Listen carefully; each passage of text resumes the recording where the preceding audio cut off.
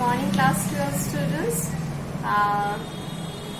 Today this is our first class, and in today's class I will be taking the second half of your second chapter. According to NCERT, the second chapter is electrostatic potential and capacitance, and because the first chapter according to NCERT and the first half of this chapter is taken by Khan sir, so I will be taking this portion only. Okay, I hope it is clear. Whatever you have learned till far is clear, and based on that concept, let us proceed with the chapter capacitance. Okay, now before going deep in the chapter, the portion capacitance, let us first brush up few concepts, and those concepts are conductor and insulator. Now you must be thinking, is it a joke that suddenly I am telling that you need to brush up the concept on conductor and insulator? Yes, actually you really need to know a few things based on the concept whatever you have gained in the previous portion, which was already discussed with you in this new class. Okay, so if I will ask you based on electricity or with respect to electricity, materials can be broadly classified into yes, you will be saying 3 groups, but for now I will restrict to the third one, but now we will only talk about the 2 groups, that is the conductor and the insulator, and also there is one third part, that is the semiconductor. Yes, but let us write down that based on electricity, materials can be classified into conductors and insulators. Now, how they are different from each other? How conductor is different from insulators, or insulator is different from conductor? Actually, you all will be saying this, that conductors are those materials which have free electrons. Yes, they are the conductors, as because if in presence of free electrons only the flow of electricity is possible. And the opposite one, the insulator, yes, of course, the materials which do not have free electrons in them are called the insulator, and thus they cannot conduct electricity. They are also known as bad conductors or poor conductors. These are the basic concept or basic definition we all have learned in our previous classes. But here I would like to tell you a few more things. At first, I will be discussing on the conductor, then I will come to the term insulator. Okay, so for now, you just, if you have a copy, then you can also note it down, that behavior of conductor in electrostatic field. So write it down. You can write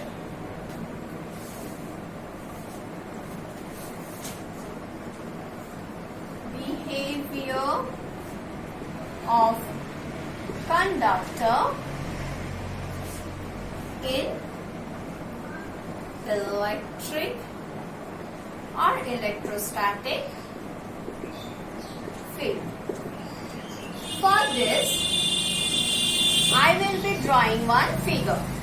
We all know that how can we create electric field? By keeping two charged plates or two plates, conducting plates, under some potential difference.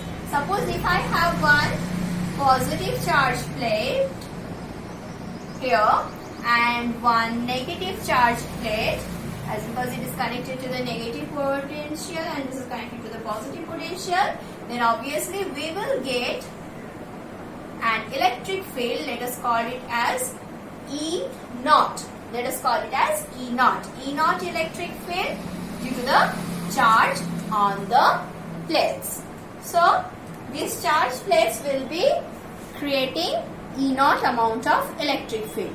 Now when I will place one conductor inside it, then what will happen? Before placing this, the entire electric field, before when there was no conductor or nothing in between the two plates, then the electric field was continuously flowing from positive plate to the negative plate, because we all know that electric field flows from positive direction to the negative one. Now when I will place one conductor inside it, then what will happen? When I have placed one conductor in it, then as we all know that conductors contains free electrons. So those free electrons will be attracted by this positive place, and as they are free electrons, so they are free to flow. So they will move and will be accumulated on this face of the conductor, and hence this side of the conductor will appear as more positive. So this side is negative and that side is more positive.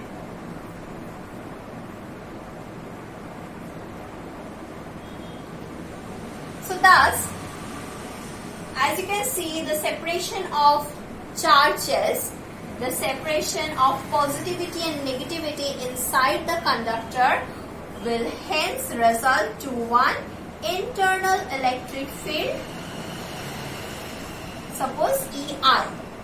I represents the induced electric field. I is for induced field. Okay.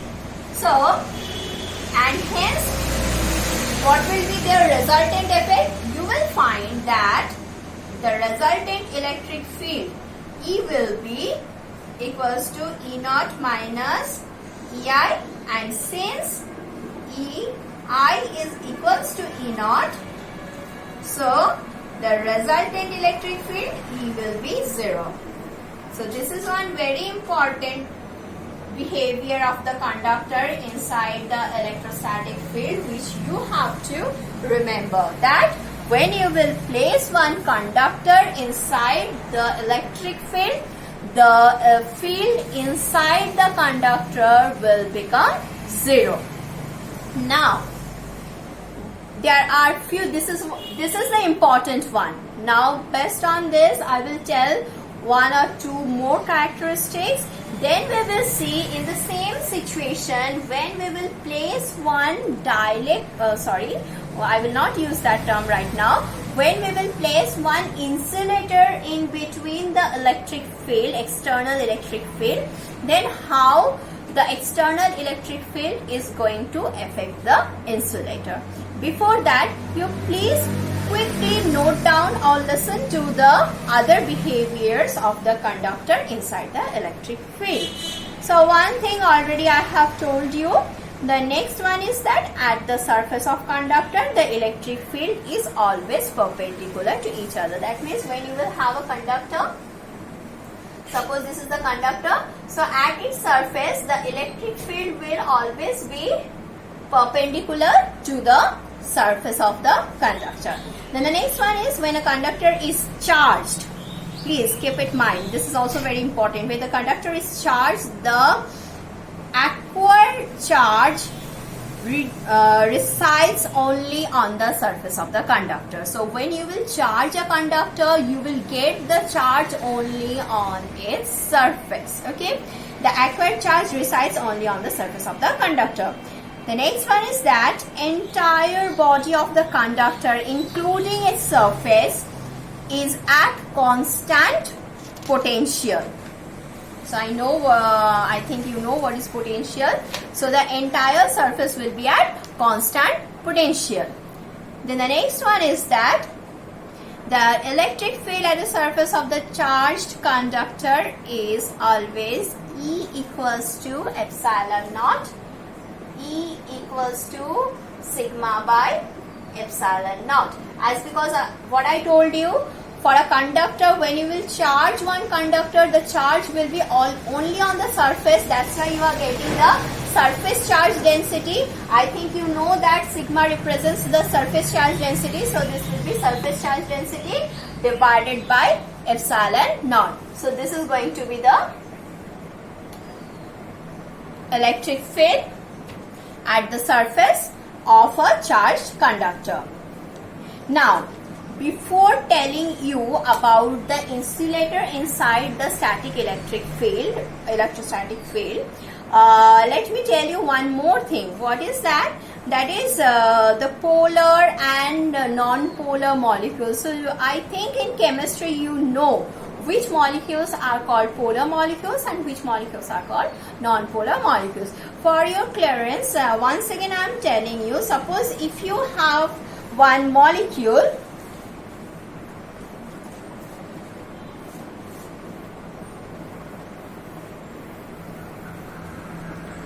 suppose if you have one molecule, or if you have one atom, better I say it with the atom first. So if you have one atom, at its center you have the positive charge, the total positive charge, and around it you have the cloud of the electrons. Okay, so if the center of this negative charge and the center of this entire positive charge lies at the same point, if both the centers, that means if the atom or the molecule of any substance, if the centers of the gravity of positive and negative charges coincides, if the point of center of gravity of the positive and negative charges coincides, then those type of materials will be known as non-polar, because you will not get one negative pole and one positive pole. And here the term is already used, that is the dielectric. So before using the term dielectric, let me tell you one more thing about the insulator. What is that? That is, for what I just told you, for insulator it will not conduct the electricity, as because it does not has any free electrons. So, but without conducting the electricity, it can have the flow of, or it can pass the electrical influence through it. How that I will come with that explanation when I will be explaining the insulator inside the electrostatic field. It will be more clear, but for now you just keep in mind that without conducting the electricity, if the insulator passes the influence of the electric, if it passes the influence of the electric field, then those type of insulators are called the dielectric one. So what we conclude, that when we will be placing the insulator inside some external electric field, if the insulator passes the electrical influence through it, then it will be called as dielectric. Now I know that you have heard this term dielectric constant. Can you remember where you have heard this term dielectric constant? Yes, while discussing the first section, that is the Coulomb's law. Over there, when you have learned about the Coulombic force, there you have found the dielectric constant. That is, the dielectric constant is also known as the relative permittivity. That is also known as relative permittivity. And if you can remember, the relative permittivity was also written with epsilon, or here, as because we are talking about the dielectric constant, so we can also write it with K, dielectric constant K, and this is actually is equals to, as because it is the relative permittivity, so we can write permittivity in a medium by permittivity in free space or air. Or you have also learnt one more formula, that is, this is the F air by F medium. F medium. Yes, F air. F air by F medium, or F vacuum by F medium. So this is the constant of which material? That material is called the dielectric. And what you have learned, dielectric is nothing. It is a kind of insulator. When kept in the external electric field, it induces charges on its surface, and thus it allows the passes of the electrical influence, and thus it is known as dielectric medium. Okay, now dielectric medium can be of two types. One is polar and one is non-polar. The polar one is this, that means if the center of the gravity of positive and negative charges coincide at a point, then those type of dielectric atom or molecules will be known as the non-polar one, as because the poles are now separated. But if you have the structure like this, that means when the positive charges are the center of gravity of the positive charge and the center of gravity of the negative cloud are at different point. That means suppose it is here, the center is here, negative center is here, and the positive center is here. Then, as because we are getting two poles, positive pole and the negative pole, resultant positive pole and resultant negative pole, that's why this is called the polar atom. And this is called non-polar atom.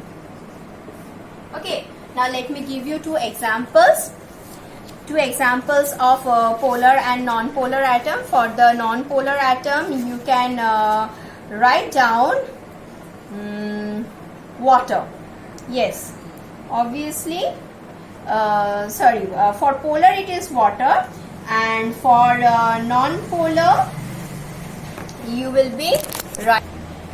So the examples of non-polar molecules are the oxygen, nitrogen, they are all homogeneous. And examples of non-polar molecules means this one, that is the water is the best example. Other examples are also there, that is HCl, NH3. Actually, why these are so important, why we need to know about these polar molecules and the non-polar molecules?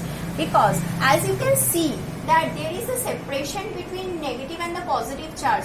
This will give rise to the dipole moment. I know that I hope you know about the dipole moment. So the polar atoms or the polar molecules will give rise to the dipole moment, whereas for non-polar atoms, as because the positive, center of gravity of the positive and the negative charge are coinciding at the same point, there is a separation between the resultant positive and the resultant negative charge is zero. So as we all know that dipole moment P equals to Q into twice D, or if you represent the separation with D only, then it is Q into D.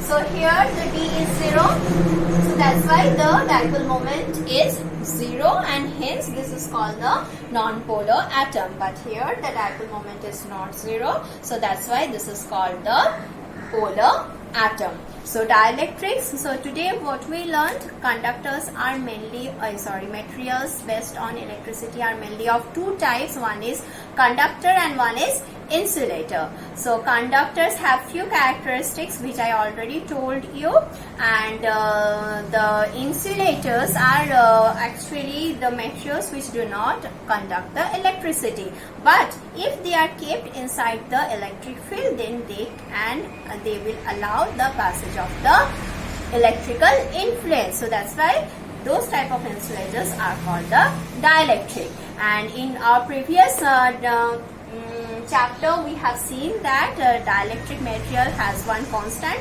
represent with K. Actually that is nothing but the relative permittivity, and relative permittivity that can be expressed as epsilon by epsilon naught, or Coulombic force in air or vacuum by Coulombic force in medium.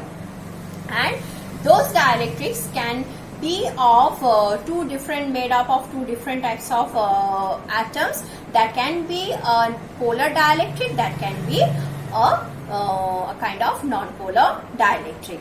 So in our next class I will be discussing with you that when we will place the dielectric inside the external electric field, then what will happen, what will be the resultant electric field. Here for the conductor, the resultant electric field inside the external electric field is 0, as because the induced electric field will be equal to the applied external electric field. But in case of dielectric, in our next class we will be seeing that the electric field will not be 0. It will reduce, as because it is inducing in the opposite direction, it will reduce, but it will not be 0. So till then keep practicing, and thank you.